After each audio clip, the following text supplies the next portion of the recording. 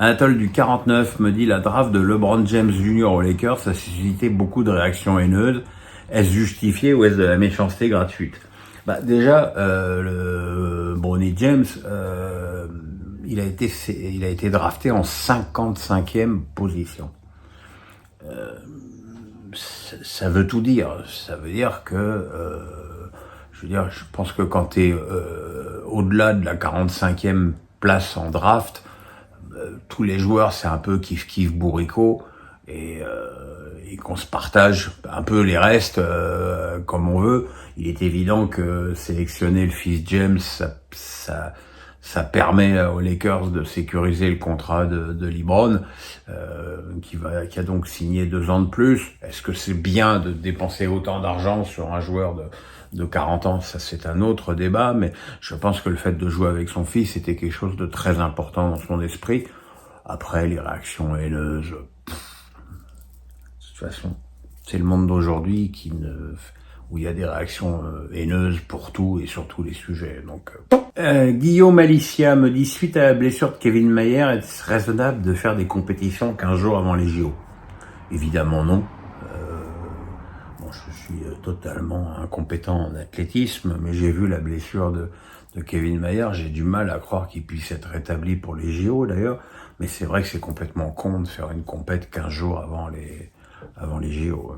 Jean Rigole me dit, Dédé nous parle tout le temps du résultat à tout prix, mais penses-tu qu'un euro aussi mauvais dans le jeu peut laisser une trace positive dans les têtes? Personnellement, même en cas de victoire finale, je ne retiendrai quasi que du négatif de cette compétition. Oui, attention, parce qu'il reste une demi-finale et une finale qui peuvent très bien, pour des raisons impalpables, se transformer en match de légende du foot. Il y a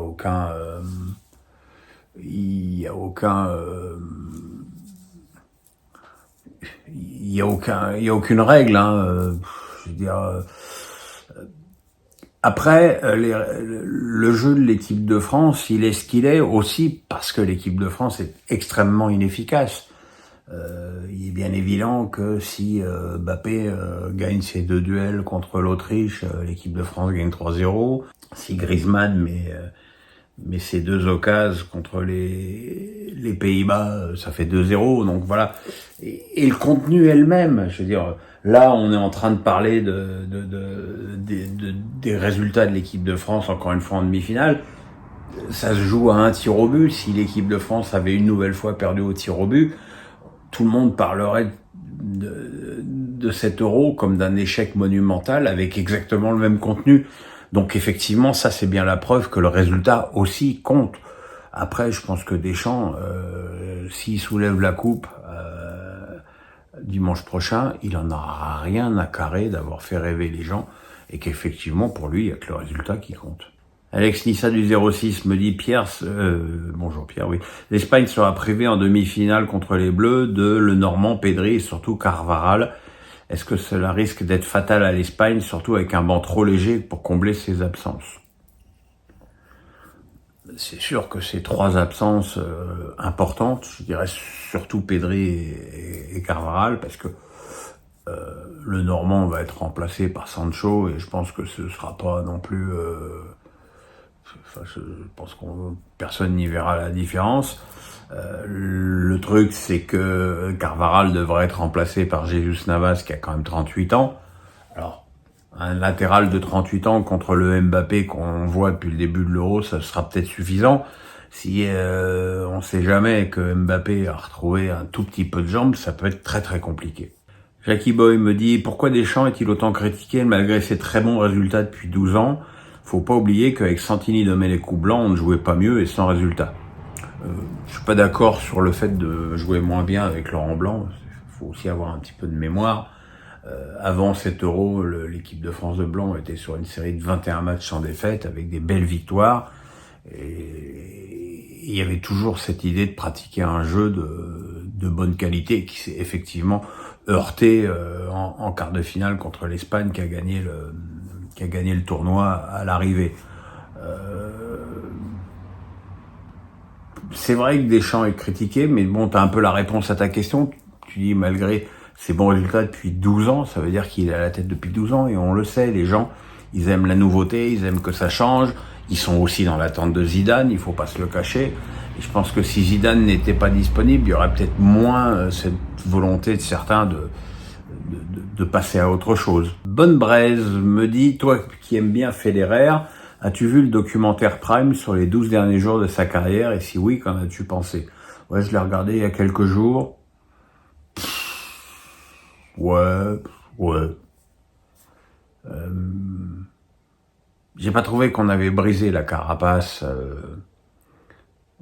de Federer, qui, on le sait, est assez épaisse. Je trouve que l'ensemble est très policé, très en contrôle. Évidemment, il y a les scènes où, juste après son dernier match en double avec Nadal, où là, il y a ses larmes, mais que tout le monde avait déjà vu. Et c'est évidemment le moment le plus émouvant, mais on peut pas mettre ça au crédit du documentaire. Donc, ouais. Dans le style, le documentaire sur Céline Dion est beaucoup plus émouvant. Loulou 92-123 avec un écusson du Benfica Lisbonne, je le précise par rapport à la question qui suit. CR7 a longtemps été la solution au Portugal, n'en est-il pas devenu le problème? N'était-ce pas l'euro de trop? C'est sûr, hein, une passe décisive, 0 but, c'est famélique pour un joueur de cette dimension, surtout dans une équipe qui était quand même un peu bâtie pour lui, même si j'entends ses soutiens dire qu'il n'a pas eu de bon ballon, ni de Leao, ni de Bernardo Silva, ni de Fernandez, ni de Vitinha. J'ai surtout trouvé que son obsession de marquer virait presque au surinvestissement et quasiment à une sorte de début d'hystérie. Et voilà, quoi. Je pense qu'à un moment donné, il faut savoir tourner la page, dire stop. A priori, il veut faire la prochaine Coupe du Monde, qui sera dans 2 ans. C'est long, 2 ans, surtout quand on a 39. Là, de toute façon, visiblement, son entraîneur lui aurait fait jouer 90 minutes tous les matchs, puisque même le 3e match contre la Géorgie, qui était un match qui ne comptait plus pour le Portugal, il l'a fait jouer. Donc, je pense que la gestion de Ronaldo a été anormale. The ALXX, ou Crazy Child de 2002 me dit: penses-tu que la polémique de RMC sur les pénaltys des Bleus peut avoir une incidence pour la suite de la compétition? Si les équipes nationales font des entraînements à huis clos, c'est pas pour emmerder les gens, c'est pour travailler les choses un peu plus dans le secret. Moi, quand j'étais à l'équipe, le grand jeu, c'était d'aller se pendre aux arbres pour voir ce qui se passait. Après, le diffuser sur les réseaux sociaux, c'est évident que ça a eu une retombée bien plus importante. Et je trouve que ça se fait pas. Après, bon, comme l'a dit Fofana, ça peut aussi induire en erreur le gardien adverse. Dylan me dit: ne trouves-tu pas que l'arrivée massive de joueurs brésiliens dans les championnats européens, où la technique a été mise de côté aux dépens du physique, soit le résultat d'un déclin de la sélection brésilienne? Non, parce que le Brésil avait une équipe extraordinaire avec Rivaldo à Barcelone, Ronaldinho au PSG, Roberto Carlos au Real, Ronaldo, il me semble qu'il était au Real à l'époque. Donc, le Brésil a toujours été une terre de football et une terre exportatrice de footballeurs. Je vais prendre un exemple tout bête, le petit André Santos qui a 19 ans, qui a été à Strasbourg, il a changé le jeu de l'équipe par sa technique. Donc non, je pense pas. Jackie Boy me dit: Arda Güler fait un grand euro, doit-il quitter le Real pour avoir du temps de jeu, ou peut-il s'imposer malgré une grosse concurrence? S'imposer où? Je veux dire, le seul poste où il peut espérer jouer, c'est soit à la place de Modric, mais ça j'y crois pas une seconde, soit à la place de Rodrigo. C'est sûr que s'il veut un temps de jeu plus important, il faudrait qu'il soit prêté ailleurs.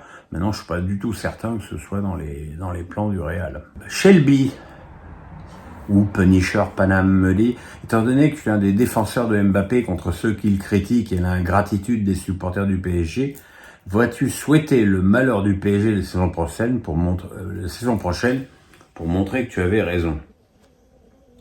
Alors déjà, je suis pas un enfant, je suis pas, non, je suis pas fâché avec le PSG, même si je considère que le club s'est très mal comporté avec le joueur et que le mauvais comportement du joueur découle au départ du mauvais comportement du club. Ça, c'est mon opinion. Maintenant, leur souhaiter du malheur, non, pas du tout. Au contraire, je souhaite que le PSG, pour le bien du football français, surtout que j'imagine qu'avec ce qui se passe au niveau des droits télé, ça va être de plus en plus dur pour les clubs français. Donc moi, je souhaite que le PSG rebondisse, mais maintenant, en étant tout à fait réaliste, Mbappé, l'année dernière, c'est 44 buts avec le PSG. Qui va le remplacer? Si les gens pensent que c'est Colomagno ou Ramos, effectivement, là, pour le coup, je leur souhaite bien du plaisir. Ludovic Gavard me dit, je suis fan de la JOCR, vous avez bien quelques bonnes anecdotes avec Giroud. D'ailleurs, votre avis sur lui, peut-on à notre époque pratiquer les méthodes qu'appliquait le coach de la JA? Non, c'est impossible. Aujourd'hui, avec les jeunes d'aujourd'hui, c'est impossible d'avoir une méthode paternaliste, voire grand paternaliste. Non, ça n'existe plus, ça. Les anecdotes avec Giroud, je me souviens qu'il s'endormait souvent pendant les matchs en loge à Canal. J'avais même fait une photo de lui à une époque. Et puis le fameux jour où j'ai embrassé soi-disant de force Isabelle Moreau, j'avais donc offert un bouquet de fleurs à Isabelle et Guy m'avait demandé si j'avais fait une note de frais. Ce que je n'avais d'ailleurs évidemment pas fait.